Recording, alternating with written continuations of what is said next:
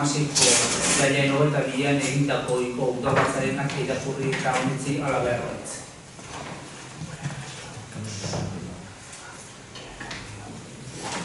Honen, botazik dela, Sánchez? Aldeko botoa. Botoa? Hau batez, onartzen da.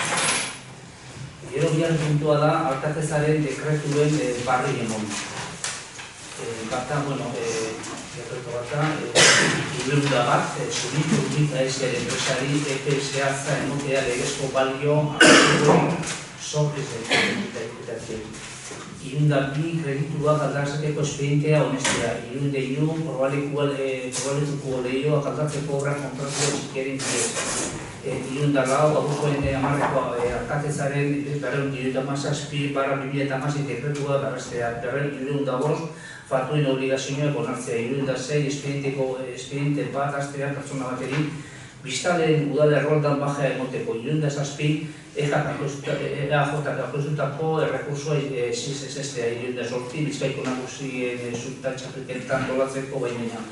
Irunda bederatzi, fatuen obligazioak ordainketa onartzea. Irunda mar, finantza arloan udal zailtasun handiak eta ukiesan Bizkaiko udalen ekonomia saneatzeko diru laguntzak izapiratzea.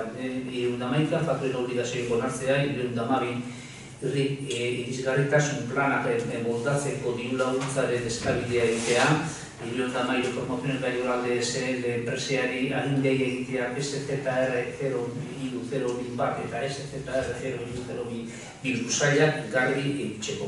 Irunda malau, fatxadan eta teilatu bat konpontzeko lizentzia. Irunda malau, hezkuntza bat egiten palmenak emotea zinbotzi bateri. Irunda mazai, fatuen obligazioen ordainketa onartzea. Irunda mazazti, bakilku dala abizkeintze egitaldi batera eta behar bada horren ostean egingo da judiziora bertaratzea eta udal korpua zangertzeko eta horrezkatzeko zeregine Bizkaiko foru aldundiari emotea. Irunda mazortzi, bakilku dala egingo da judiziora bertaratzea eta udal korpua zine defendatzeko eta horrezkatzeko zeregine Bizkaiko foru aldundiari emotea. Irunda emeretzi, nominak ordaintzeko aspena. Irunda hogei, gazte ekipamentu bazarea bultzatzeko diru laguntzak eskatzea. Irunda hogeta bat, kai azufreko xapelketa egiteko baimena. Irunda hogeta bi, fatxada bat margotzeko lizentzia. Irunda hogeta iru, alkatetzaren bakiaren sortziko irunde irueta marbarra 2015 dekretua, G atala aldaraztea. Irunda hogeta lau, bakioko zeigaren polioko iru eta iru garren lursailan ez dagoela zuzeneko sarbiderik berrestea. Irunda hogeta bost, bide publikoaren okupazioa emakundearen amairugarren berdintasun foroa egiteko. Irunda hogeta zei, 2016ko abuztuen amagosteko dantza eta musik ekitaldia dela eta itxasalde daltzan taldeari €1.000 diru laguntza emotea. Irunda hogeta zazpi zenbait saldo zuzentzea. Irunda hogeta sorti, zorren kompensazioa egitea. Irunda hogeta behatzi, fatuen obligazioak onartzea. Irunda hogeta mar, fatuen obligazioak ordaintzea onartzea. Irunda hogeta maika, Juego de Tronos telesaila grabatzeko beharrezko baimenak emotea. Irunda hogeta mabi, ondasunen banakit egiteko baimene. Irunda hogeta mailu, alkatetzea bidaiainan hogeta bateko garreun irunda mailu barra 2015 dekretua berra honestea. Irunda hogeta malau, basarri bateko etxe bizitzan egokitzapen obrak egiteko lizentzia. Irunda hogeta amabost, probaleku aldagerak erabilteko baimena. Irunda hogeta amasei, legazporezia de enpresari amarreun egun balio deneko epea emotea. Itxas pasealekuko artistapenean eta gozan akatza konpontzeko. Irunda hogeta amazazpi persona bat irugat errolda magen, irunda hogeta amazortzi bezek itxaketetan turbatzeko baimena. Irunda hogeta emeretzi kreditu aldarazteko espedientea honestea. Hor komentatzeko, 302. dekretuan, hor egiten dena da kreditu gaikuntza edo esaten dena, da la habilitación de kredito. Orduan egiten duguna da, gasto bat sortzen dugu gure aurrekontuan kalero atzean dauen ladera bat jauzi eintzan neuri asko eintzeuenean, eta orduan hori konpontzeko, emondozkue diru laguntza bat, eta orduan egiten duguna da, gastu hori kredituan aurrekontuan sortu egiten dugu, eta bestalde batetik probalekua konpontzeko diru laguntza ere jaso dugunez, probalekuko bentanak konpontzeko diru laguntza jaso dugunez, gastua onartu egiten dugu edo sortzen dugu aurrekontuan. Orduan horretukiko zeuen ingresoetan beste kontrapartida bat izango zirela diputazioak eman dozkuzan diru laguntza, ingresoetan txertatzea. Bestalde batetik, honen arire, ja kontratu txiker bat ingo du, probalekuko bentanak aldatzeko, orduen, laster azaro beruen aldatuko dire probalekuko bentana guztizek, eta prezizioa izango zen, edo aztu izango zen, 15.093,05 euro gehi beza. Bestalde batetik, 310 dekretuan ganean, horre urtero lez sortzen edo diputazioak dekreto bat ataratzen deu diru laguntzak emoteko egoera larri zen dozen Gorka, pero nervioso soy pinchen naus.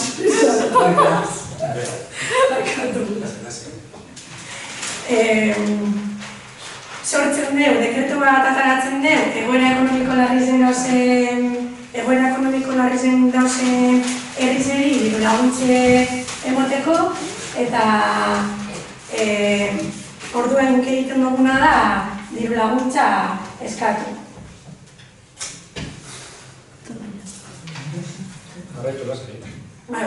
Hirurehun hamairugarren dekretuan,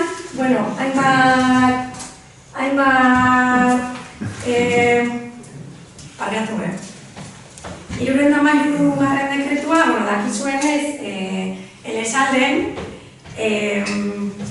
Elesalde lurreremuan bietxe egin behar ziren, baten UBPOak eta tasatuak da, eta beste baten libreak egin behar ziren.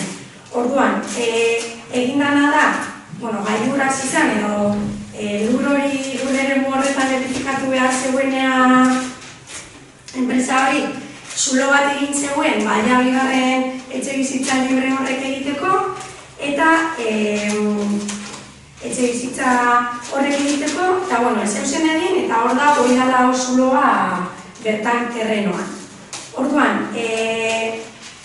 egiten duguna da, hainbat herritarrek kesak ipini dutzuez, lurreremu... igual doze bat ego, Gorka, amaikuten dozuean jarraituko dut, bale?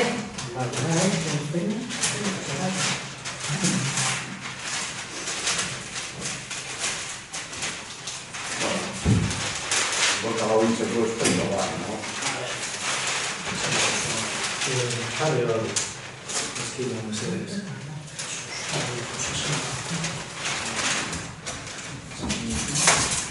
Kultura irakatzea.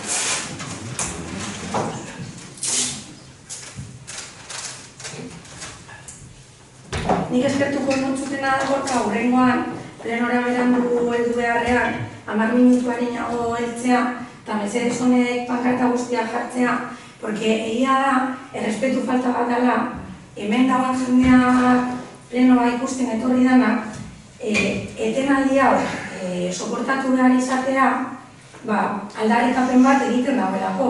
Guk ez dekogu inongo arazorik aldarrikapenak egoteko, baina bai eskatzen duguna da, etenaldi hau egin beharrean, 10 minutuarin nago plenora bertaratzea, eta jarri behar dituzun.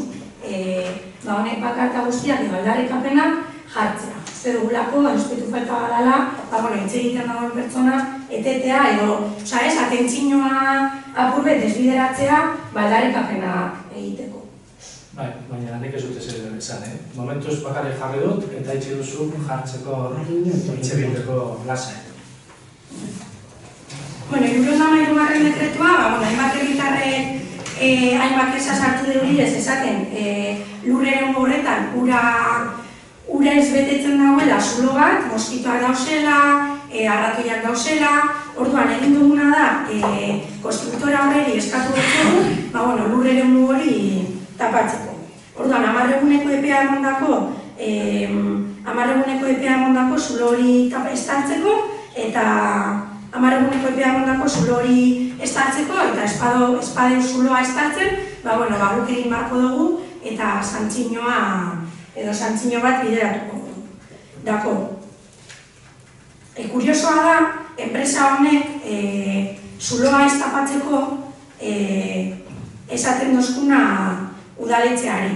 Iruditzen dazte, interesgarri ezin aldala irakurtzea, eta jartzen deu, berak egindako zulo hori, el hecho de que en el vaso excavado, en las proximidades de las parcelas, se encuentre relleno o inundado con agua, obedece únicamente a causa natural. Se trata de agua de lluvia, que no agua de residuos, ni agua vertida intencionadamente. Son los propios factores climáticos los que han hecho que el vaso acumule de forma natural el agua hasta generar una especie de estanque. Osa, berak esaten dugu naturala dela sortu da fauna. Roedores, esaten duguna, arratoiak gehiago dauzela, roedores que por otra parte no han aparecido de manera espontánea en dicho entorno urbano, sino que llevan habitando en el lugar desde tiempo inmemorial. Orduan, kuriosa iruditzen da esku, konstruktora zulo hori estapatzeko,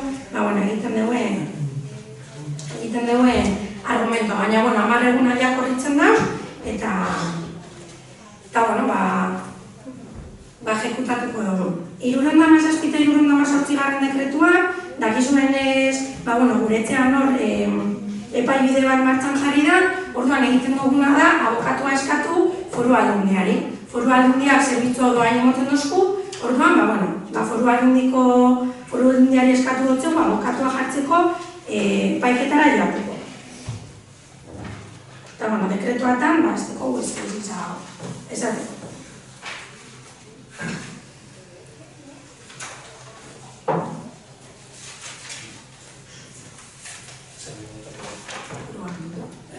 Gureko puntua da, 2016 ekitaldiko udal aurrekontuei buruzko 10. aldarazpen espedientea onartu, betibe transferentzia kredituen udalean alabean.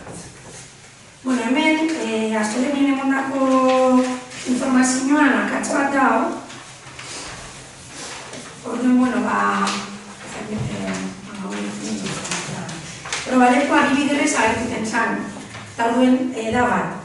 Bigarren kuadroan egon zan akatsa. Orduen hemen, esan dugulen, egin duguna izen dela kredito bat sortu, bai kaleroko laderi egiteko, baita probalekuko bentanak konpontzeko, baina, klaro, diru laguntza horrek ez dire uneko eunean. Orduan, egin behar duguna da, gure aurrekontuko partida batetik, diru bat bideratu, subentzino hori konpletatzeko eta lanak egin ahal izateko. Orduan, hori da egiten duguna. Bi subentzino horrek konplete, eta bestalde batetik, pika bat dekogu, pika bat uste da ditzen dela, orduan, kotxe hori estropeatu nazku, 5.000 euro bigarrazkoa da, 5.000 euroko arregloa deko, orduan, egin duguna da, habilitatu 12.000 euroko partida bat, zehozer lortzen dugun, ikusteko. Eta bestalde batetik, notizi importantea dela pentsetan duguna, aspaldiko urteetan, diru asoziazio kulturalak eta kirol asoziazioak, nahiko eskazin dire diruagaz, eta orduan egiten duguna da, diru partida hori 5.000 eurotan handitu. Orduan, horretarako da, hori da, transferitzeko proposamena. Orduan, hau boteen bada. Hortako, aurrekontuen aldarazpenaren aldeko botoak, aldarazpenaren aldeko botoak, hau batez onartzen da, aurrekontuaren aldarazpena.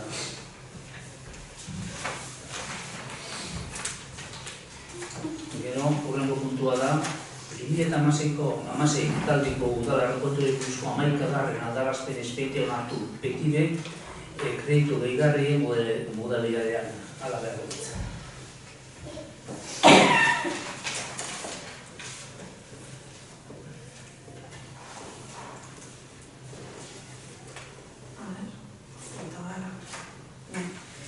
Hemen, dakizuen moduen, udaletxe hau egoera ekonomiko oso larrian dago. 2012 urteko abenduen 5.000 euroko kredito bat kontratatu zeuen orduen agintzen zeuen PNV alderdiak, eta kredito hori ordaintzeko plazo batzu daude, hito ekonomiko potente batzu dekoguz, eta zor potente badetu. Orduan, hemen egiten duguna da, PNV orduan kontrate zeuen kreditu hori ordaintzeko edo amortizatzeko, superabitetik 371.000 euroko dirua amortizaziora bideratu.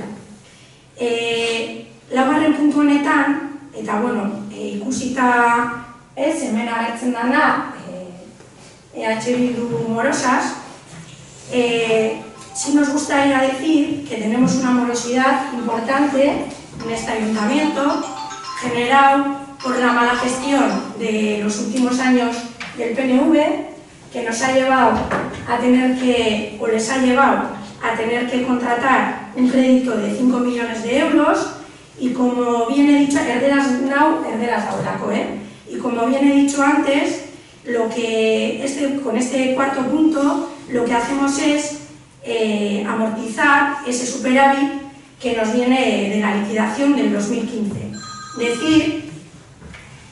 Decir que este superávit nos vendría muy bien para poder abrir el polideportivo sin ninguna necesidad, nos vendría muy bien este superávit para poder hacer una tercera en la escuela, nos vendría muy bien este superávit para poder contratar otra vez la jardinería integral, nos vendría muy bien este superávit para poder contratar la limpieza viaria, nos vendría muy bien este superávit para dar cabida a todas esas necesidades que tiene nuestro pueblo, que por desgracia los últimos años está sufriendo unos recortes que no llegan a su fin por esa morosidad que generó el PNV en las legislaturas anteriores. Orduan, kreditu honeri erantzuteko, proposamena da superabitetik diru hau kreditua amortizatzeko bideratzea. Orduen, aldeko botoak? Aldeko botoak. Hau batez, onartzen da amaika da.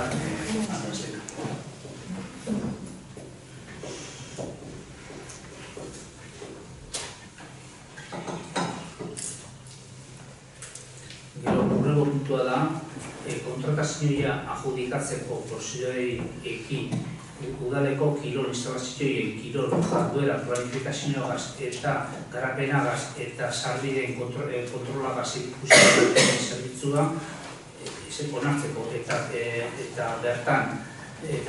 bertan aurrera eroango diren prestakuntza ikastaroak modu integralean kudeatzeko. Era berean, kontratazio espedientea eta baldintza berezien eteterikoen agiriak onartu.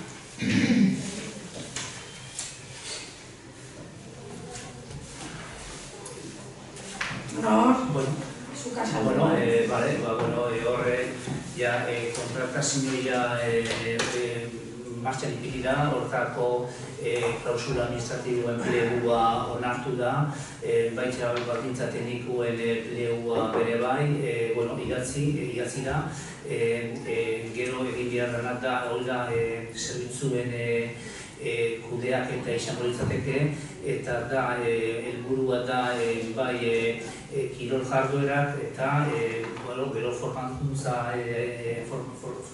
horrek ikastaroa egotia. Hor zehazten da, baldintza teknikoetan zehazten da, zehazten dira zereginak, eta bihar denat da, horrek leguak hau espedientia onartu eta deialdi egin enpresak aurkezteko lehiaketara. EPEA egongo da, 10 eguneko EPEA egongo da, enpresak aurkezteko Bizkaiko aldizkari ofizialian argitaratzen den biharamunetik kontetan hazitzen. Hor 10 egunek horre pasa ostian, biharko da nata presentaten izen horrek, batzartu biharko da kontratazio maila, bihar kontratazio maila batzartuten da, eta gero dokumentu administratiboa zabalduko dituz, eta baita zabalduko dut bai, subjetibukoki, kalkula edo aztertu behar dizen agiriak. horrek dokumentazio guztiak teknikariei emongo izake, aztertzeko eta gero teknikariei ebaluazioa eta gero barriro kontratazio maila presentako iraz eta gero kontratazio maila eko da bena da ebaluazio barri egon eta gero era berean zabaldu bai hori presizioen hori puntuna eta gero puntuaketak egin eta proposamen egin kontratazio manuali zein enpresari mobiliazako kontratu bizako urte beterako eta kontratu urte beterako naukeria dago usatzeko beste urte bete bai ayuntamentua eta baita kontratistila ados egonez gero. Eta, kanera, kontratazio egiten da, premiazko bidetik hau da, legiak ipintzen da bezen horrek epeak, erdira guztuten diraz, enpresaskoa dalako, eta, hori da.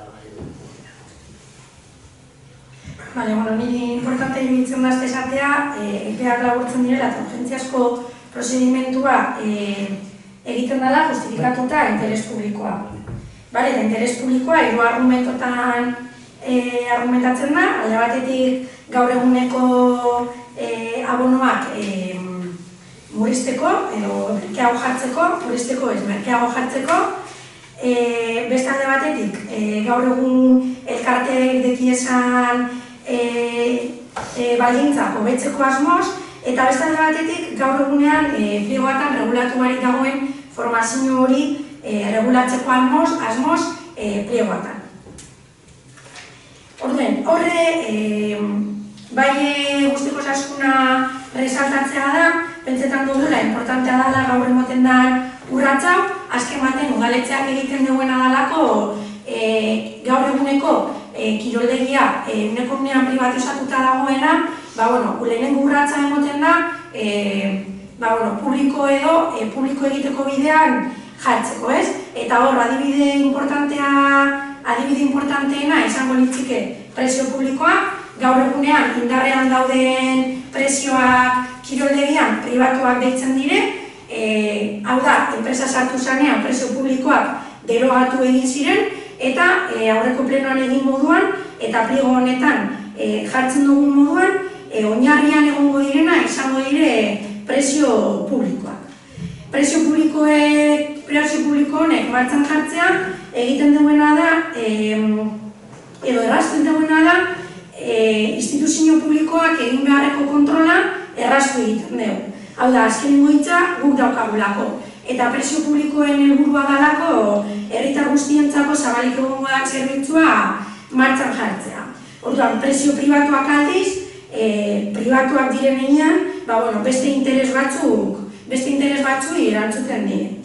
Beste alde batetik, kanona gaur egunean 1.000 eurotan dagoena 10.000 eurora igoten dugu, baina argi dekoguna da udaletxearen helburua ez dela kanona ordaintzea datorren enpresari bakarrik, sino que gure helburua dela ahalik eta abonatu gehien egitea kiroldegian.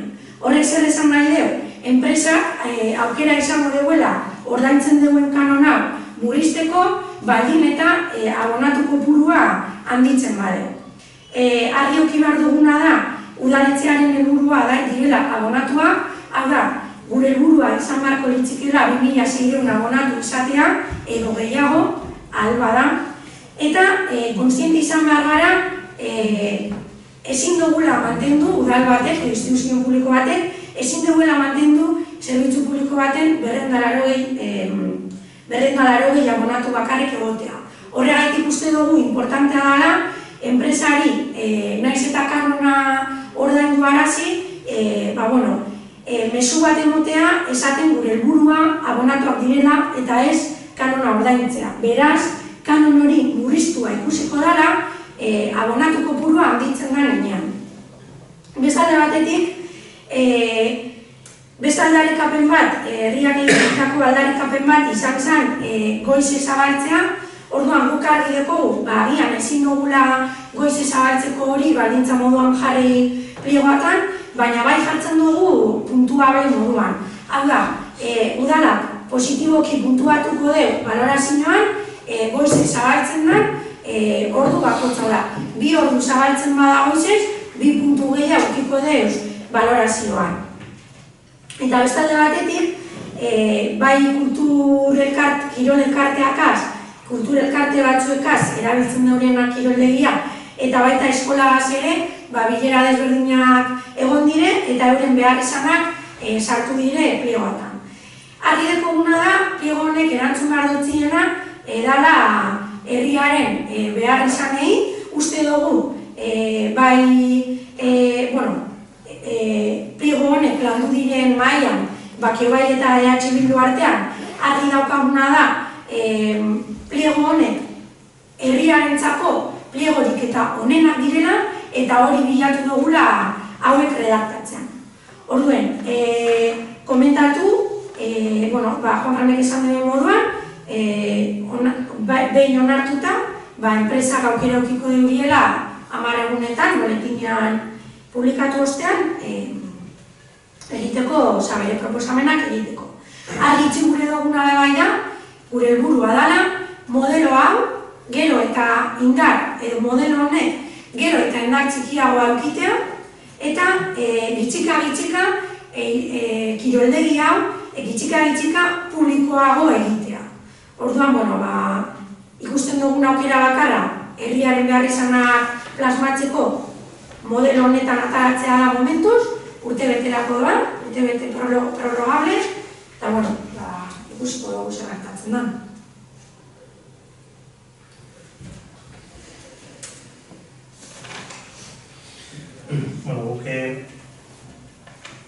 Guke komenta behar, bai preplenoan horreko komisionetan komentaren beste taldeakaz bat, azten ditugu garela eta azaldu duna zergaitik eta hemen behar dugu azaltzea zergaitik azten dituko gara pliego hauetan be, ikusten dugula pliegoak teknikoki oso zorrotzak dira oso gogorrak, lebe gogorrak baziren eta oso zaila izan zala inor presentatie, zeren pliego hauek itonerako zerbitzuak eratie oso komplikau ere, eta aurreko pliegotan ikusi zen enpresa bat bakarra egoala eta oso pliego zabalak ziren. Horrengo pliegoak askoz bez estutuagoak dire, murriztuagoak eta zorrotzagoak, eta ikusten duguna da enpresarekiko oso zaila dela saltzea pliego hauetan, eta ezin ditekena da, eta gogor ikusten du arriskoek, desiartu gelditzen bada beste enpresa bat jarretzen du, baina behin gertatu daiteke enpresa bat ez saltzie, esaten dena la desesperada, azte kasu batzuetan de bajate melaria, saltzea eta sartu den momentuan eta gitxia ezin joatea horrela zerbitzuagaz eta berton bere biztea, eta odonek editu ginetoke zerbitzu barik eta enpresa barik, eta horrengoa ez horrengoa. Horren gedituko gineteke ezer barik. Horren arrisko handia hartzen ari gara pliegoaz eta sozialantzerakoa eta hau pasatzen dugu bakizon eta justo polideportiboaz. Lehenengo pliegoak erasirinen polideportiboa izenean, horretariko sozialantzerakoa geratu jakun, zoneaz, pliego batzuk oso batzak atera, etorri enpresa batek, bajan bota, ezin aurrera bota eta gero herrietik diru iniki behar. Hori ikusten dugu pliegokaz, horren kontra handez gauz, baina ez dugu alde boskatu. Nosotros lo mismo que dijimos en el terreno, para repetir lo mismo, pero habrá que repetirlo aquí también. Obviamente la opinión de JP Lobo es totalmente legítima. Fundamentalmente nosotros creemos que esa opinión, como dijimos, tenía que haber llegado antes, cuando nos invitamos a trabajar en lo que ahora son estos pliegos. Más tarde, cuando salió el tema de una otra reunión, en la cual habéis negado que queréis participar, se os volvió a invitar, no había ningún problema, se os pasaron los pliegos y vuestra opinión llegó el lunes diciendo que eran muy duros. Esto era nuestro mundo, por supuesto, pero seguro que nos hubieses ayudado a mejorarlos, no tengo ninguna duda, con alguna cláusula que mejorara lo que hay, que seguro que no son ni los mejores pliegos, pero creemos que son los mejores para el pueblo. Para el mercado dirá si la empresa está interesada o no. Y el riesgo lo conocemos, quienes hemos trabajado en los pliegos, los compartimos y por supuesto los asumimos, nosotros los primeros. Son riesgos relativos, porque como has dicho Aitor, si se queda desierto, que es el miedo que todos tenemos, el miedo que teníamos, la empresa va a seguir, la empresa va a seguir, el tiempo que le queda, y nos dará tiempo, si de alguna forma el miedo se materializa, ¿no?, en algo real, nos dará tiempo a mejorar esos pliegos y por supuesto nosotros os pediremos otra vez que participéis en ese proceso de crear unos pliegos que por fin den con ello. Y si vamos con ello, pues nos tenemos que congratular porque realmente los pliegos son bastante más favorables para el pueblo que los que había antaño, hace no tanto. Pues nada, nosotros vamos a votar a favor porque creemos que se ha trabajado no por el tiempo deseado, pero sí por el tiempo suficiente, cosa que no se hizo la anterior vez, esta vez sí, y entonces esta vez nosotros vamos a votar a favor y vamos a asumir ese riesgo en favor del pueblo de aquí. Es una puntualización de que el riesgo no está tanto en que quede desierto, que sí, que nos parece más riesgo que no quede desierto. Que es una empresa a la desesperada diciendo que los va a cumplir, sabiendo que es, por nuestra parte, nos parecen muy constructivos, que entre y que a medio camino se quede, porque entonces ya no tenemos la oquera de que quien estaba ya se quede. Y ahora están abiertos y tienen un contrato de 2 años que están agarrados y se tienen que quedar y está garantizado, mientras que si esto sale, una empresa entra y luego no puede porque le quiere quitar estos, pero ve que no puede porque es que realmente son unos pliegos durísimos, pues ahí está el problema. Vemos más que ahora, a nuestro entender, que si queda desierto, pues bueno, pues no hay. Y bueno, y a lo mejor viene alguien y lo hace fenomenal, pero ese riesgo nos parece muy alto teniendo atrapada la empresa para 2 años de contrato. Por idea puntualiza, señor Carras. A mí me gustaría también apuntar al riesgo que supone mantener una institución pública con una concesión a una empresa privada, donde los abonados han pasado de 750 a 280. ¿No? Es un riesgo que se ha corrido, se ha constatado, y lo que no podemos hacer, y creemos que es nuestra responsabilidad, porque desde el momento que entramos en una institución pública, nuestra responsabilidad es servir a la mayoría y servir para cumplir las necesidades de la mayoría. Creemos que el riesgo se corrió cuando se hizo un polideportivo con piscina, se apostó muy fuerte por un polideportivo sin piscina, y es muy fácil ahora hablar de riesgos cuando realmente este polideportivo está infrautilizado. Entonces yo creo que desde la institución pública no tenemos que correr el riesgo, sino que tenemos que entrar en esta aventura para que el polideportivo sea tan utilizado como antes y sirva a la mayor gente posible. Porque es verdad que hay un riesgo, pero nosotros somos, nosotras, una institución pública. No podemos hablar de leyes de mercado, que luego ellos nos bajan a la realidad, pero lo que nosotros tenemos que poner encima de la mesa es, sacamos un concurso público con unos pliegos que tienen como objetivo controlar el servicio que va a gestionar una empresa privada. Cuanto más abiertos sean los pliegos, el control de la institución pública y del interés general es mucho más difícil. Entonces yo no hablaría tanto de riesgo como de responsabilidad política. Abrir un polideportivo que esté al servicio de la mayoría. Entonces, ¿hay riesgo? Hay riesgo, pero la gestión municipal tiene riesgos que nos toca correr. Y cuando constatemos que el riesgo se haga realidad, como ha dicho Alain, volveremos a hablar en una mesa y levantaremos ese servicio, siempre teniendo en cuenta que nuestro objetivo es el interés general. El objetivo de todos es el interés general. El riesgo es que esté abierto o que esté cerrado. Es el riesgo de cerrar algo que está abierto. No sé cómo se le da a explicar que el riesgo no es que los precios están abiertos, el riesgo es que se cierre algo que está abierto. Partimos de una petición de la empresa que se quiere ir. Es decir... Sí, pero que tiene un contrato de 2 años que tiene que cumplirse, o sí que está agarrado. Está agarrado, que tiene que dar ese servicio. Y lo hemos dicho, y nos vamos a abstener, no nos vamos a votar en contra. Si viene alguien y lo puede hacer, está bien. Está bien, todo lo que se mejore está bien.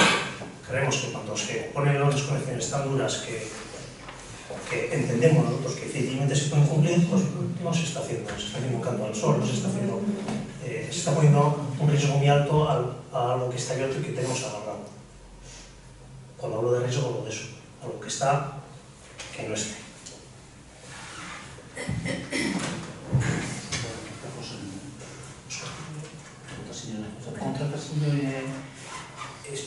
Esperientik kontratazioen aldeko botoak dira sei. Dira lau EH Bildu eta bi Bakio Bai. Eta aztekin hiru aztekin dena jotazpik.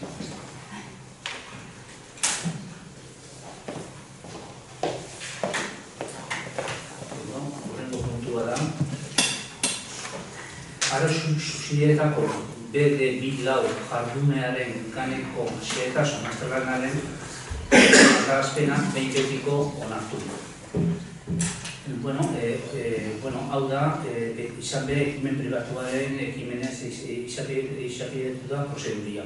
Hau da, estudio detalle bat, estudio detalle da jardunea o de ejecución da esparru bat, eta esparruetan hiru txaren hori dago behintzako aparkalekuen antzeko partian. Da eremu bat, eremu horretan BE-unian repasazio proiektu onartu zen, repasazio proiektuen arabean hiru txalet egin daitez, eta hiru txaletatik ja egin da oso.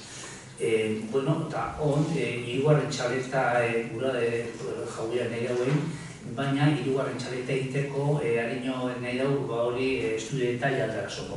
Estudio detalle nahi dago aldarazo zehati, nahi dabelako rasantiak, Brusailaren rasantia, osestra rasantia aldatu. Eta horretarako enbia danak da, dokumentu hau, urigintzako proiektu hau onartu, hasikera baten onartu zen, Bizkaiko aldizkarien argitaratu zen, egunkari baten argitaratu zen, jintiak alegazioen egiteko,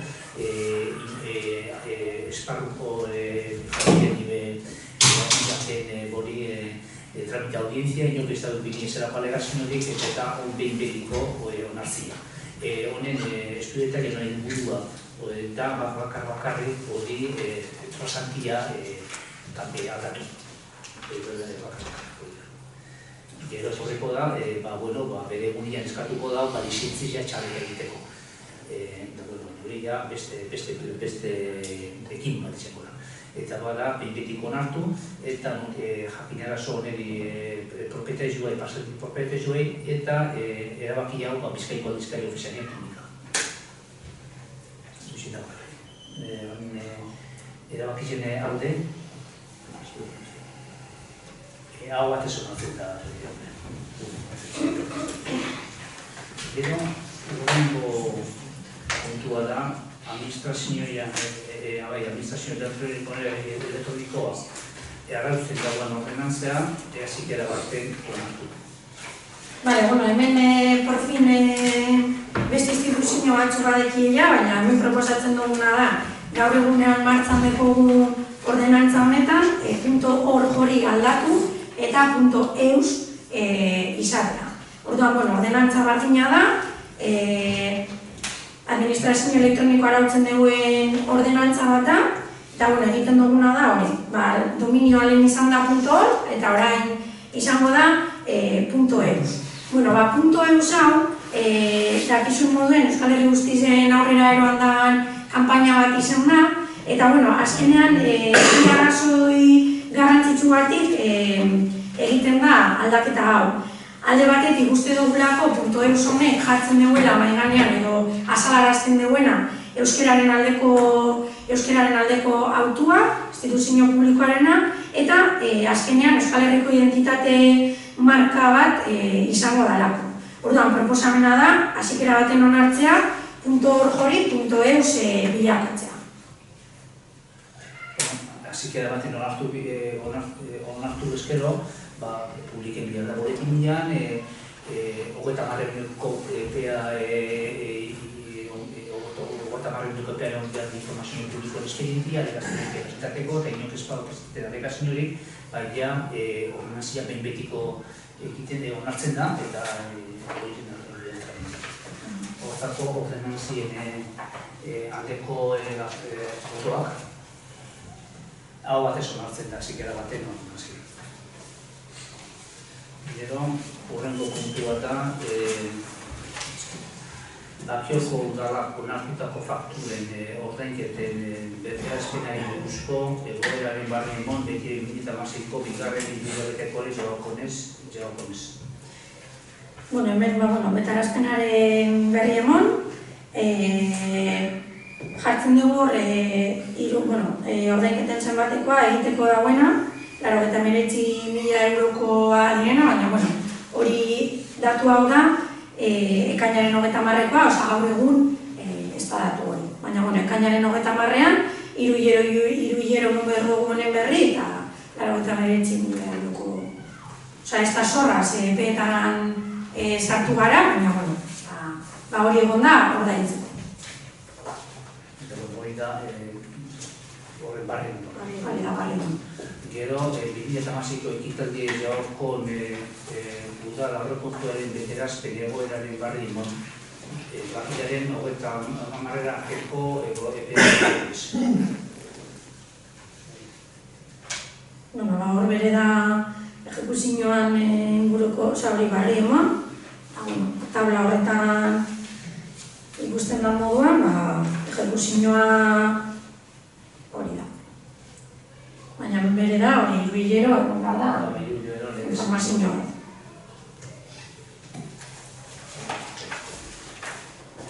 Gero, azkenik eta eskaerak eta galdera. Zait eskaera galderari bai duzuzuok.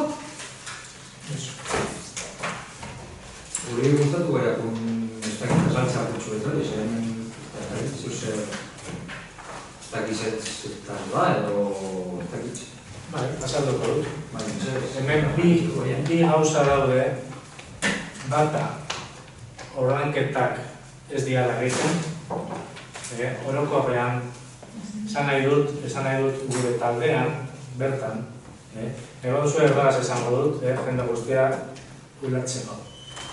Hay dos temas que he traído yo aquí hoy al pleno. Uno, el de los artistas que necesitan un profesor de pintura y se les ha quitado porque no consideran que es una actividad que necesita profesor, y la otra es una deuda que tiene el ayuntamiento con los que trabajamos en el ayuntamiento, y simplemente a pocas palabras, buen entendedor.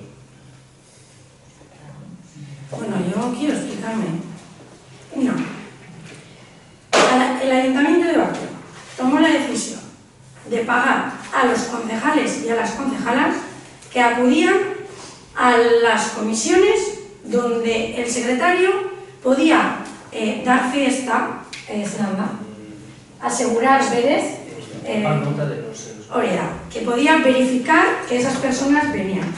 Porque el pago se ha hecho tarde, se ha explicado por qué se ha hecho tarde, encima, creo que quiero decir que se ha hecho tarde, pero si se ha hecho es porque Baquiobay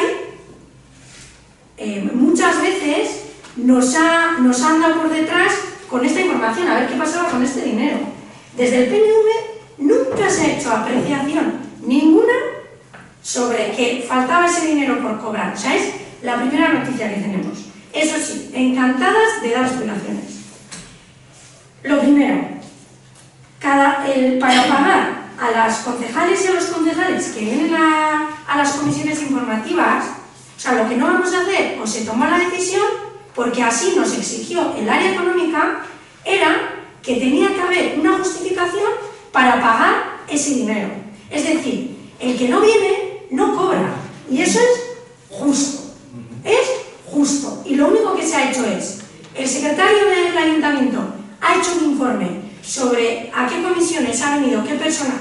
Bueno, se tomó en cuenta los plenos solo porque el secretario hasta el mes de septiembre ha venido solo a los plenos, entonces se tomó la decisión de que se iban a cobrar por pleno a donde acudían los concejales y a partir de septiembre se ha empezado a contar prepleno y pleno. Es decir, lo que el ayuntamiento no va a hacer va a ser pagar a los concejales que no vienen a las reuniones. Entonces, lo de morosos creo que está de sobra. Y espera, la segunda apreciación de los profesores de la historia de lo de pintura. Cuando llegamos al ayuntamiento, hace año y medio, nos dimos cuenta que había dos cursillos, uno era el de pintura y otro era el de esculana, donde el ayuntamiento gastaba unos 1.600 euros, bueno, en esculana 801 euros anuales y en pintura 619 anuales, cuando había en esculana 6 personas y en pintura 8 personas. Tenemos que tener en cuenta que en la música escola hay 77 personas a los que el ayuntamiento no subvenciona absolutamente nada. Y son, espera, que no he acabado, y son clases autogestionadas o el alumno paga por el servicio. Claro, desde el ayuntamiento, y esto creo que está comentado en la comisión, la última comisión, se ha hablado de esto, igual no habéis venido o no habéis preguntado, se habló de que se veía que era injusto que 14 personas, por 14 personas se gastasen 14.000, o sea, 1.500 euros y por 77 ni un euro. Entonces se hicieron dos reuniones, una con las personas de esculana y otra con las personas de pintura. Las personas de esculana les dijimos, necesitamos más gente. Si conseguís que venga más gente a los cursillos, el ayuntamiento puede seguir pagando como hasta ahora, pero sin pagar los 1.500 euros. Los de esculana les dimos la opción de que Marta Chori hiciese en sus trípticos, como suele buzonear a todas sus socias, que pusiese que existía el tema de esculana y lo buzonearon para ver si captábamos a más gente. Se ha apuntado menos gente. Y en el tema de pintura, las personas que están en pintura se les ofreció lo mismo y dijeron que no. Ante la negativa de no meter pintura en los trípticos de Marta Chori, lo que se les ofreció fue, bueno, pues si no conseguís que venga más gente a estas clases, lo que el ayuntamiento está dispuesto es a contratar clases magistrales. Es decir, que nos digáis vosotros qué técnicas queréis utilizar para pintar en qué meses y nosotros hacemos el trámite. Entonces, creo, claro, está bien lo de reivindicar por ellos, pero a mí me gustaría que en vez de que sea el partido político el que reivindica la queja de la asociación, que la asociación de verdad, que sea el pueblo el que lo reivindique. Y estaremos dispuestas a seguir hablando, pero creo que Gorka has entendido mal. No, te estás equivocando. Es inconcebible que un ayuntamiento recorte en cultura y quite un profesor por 603 euros al año. Es inconcebible, después de todos los años que han estado estos artistas asistiendo a las clases. Y lo de las clases magistrales queda muy corto, porque no es lo mismo tener cada semana, unos días, el profesor, que una vez al año que venga un señor que diga una técnica y es insuficiente, totalmente insuficiente. Vale, recorte en cultura. Acabamos de aumentar la bolsa de Culturalcartes y Quirolcartes 5.000 euros. Hemos aumentado no solo cultura, la partida. Estamos haciendo lo que no podemos hacer para sacar dinero para gastar, o sea, para cubrir todo el gasto que estamos haciendo en cultura. Pues si has sacado tanto de cultura ahora con esos 5.000, haga un profesor. Gorka, son 14 personas. Son 8 Entiendo artistas. que tú, por tu vocación, sientes una pasión incalculable sobre la pintura, pero esto es un ayuntamiento. Y a estas personas, cuando se les ha explicado, todo el mundo lo ha entendido. Que nos encantaría poder subvencionar a los artistas, que nos encantaría poder subvencionar a todos los musicales.